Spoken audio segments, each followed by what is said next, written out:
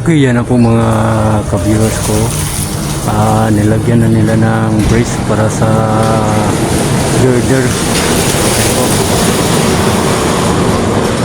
Okay, bago ang lahat, paki-subscribe na lang po sa aking munting channel at saka pakisali na rin yung notification bell at saka yung like and share para update kayo sa aking munting channel.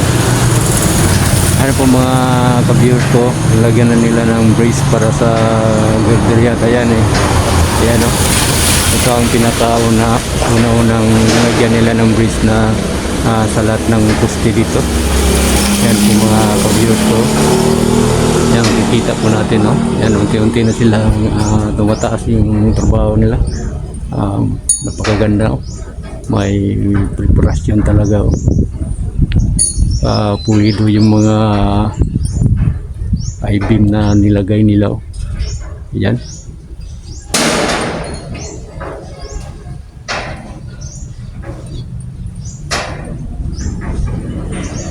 Yan po mga ka-viewers ko. Yan oh. Kita natin ng isang trabante oh. Yung sa baba. Yan oh. Okay, punta tayo sa kabilang area.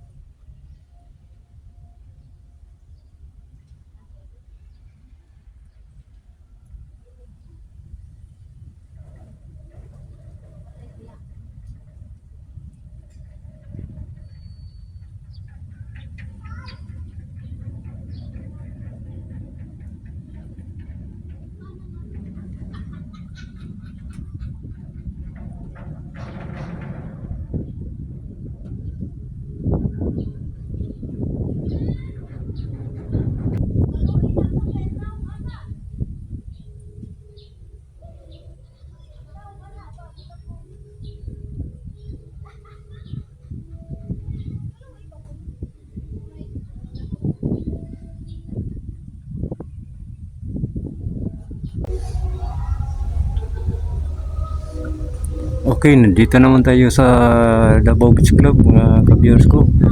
Ayan na po, kuha na po tayo ng panibagong update sa ginagawang tulay Davao Samuel Bridge. Ito na po mga ka-viewers ko. Ayan na po, makikita po natin no? Bali dito banda, ayan, standby pa yan dyan mga ka-viewers ko. At saka dito sa ano, ayan. Ayan po, kita natin yan, standby pa yan, hindi pa nila ginagalaw yan. Actually doon sila sa dulo na concentrate. Ayan, makikita natin yan ngayon mga ka-viewer ko. Yan, pakita ko sa inyo yan ngayon. Super yan pa yan, wala pa yan yung mga ka-viewer ko. Ayan po doon sa dulo, ayan, party doon sa dulo mga ka-viewers ko. Ayan po mga ka-viewers ko. Ayan o, kita natin yan yung isang poste, yung poste ng dulo, sa dulo ng Greenway. Yan po, nakikita po natin o, nilagyan na nila ng brace para sa ano yan eh, sa girder yan, kagaya nito mga ka-viewers ko. Yan o, kitang kita natin mga ka-viewers ko. Yan o, nasimula na po nila yung paggawa ng girder mga ka-viewers ko. Yan na po,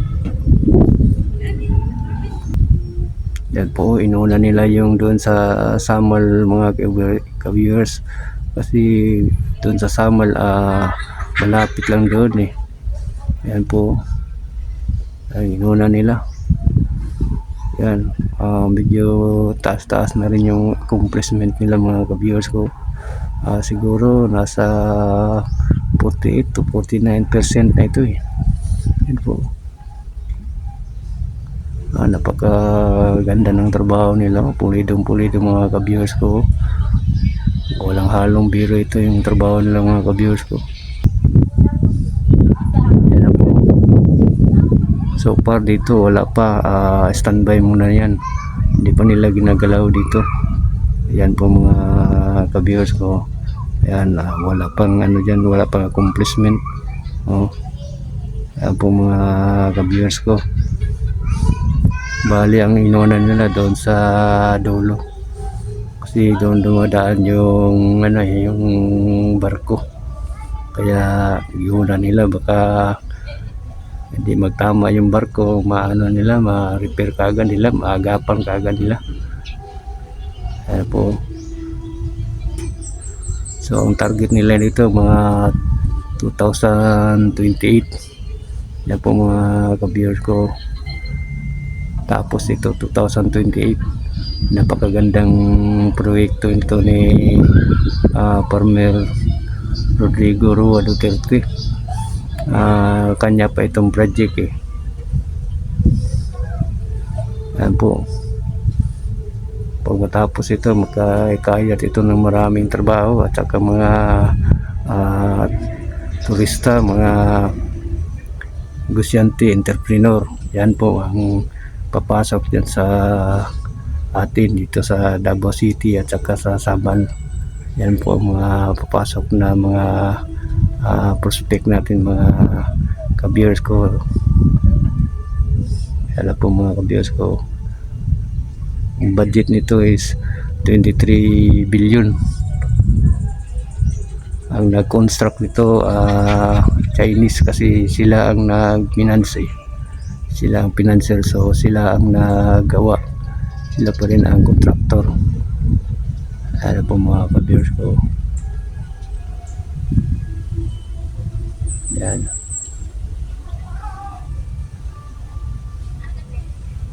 Okay mga ka-viewers ko, sana huwag sanang makalimutan na mag-subscribe sa aking munting channel.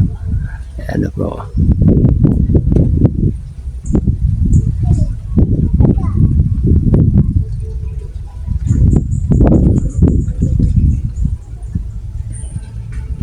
Okay, hanggang dito muna tayo.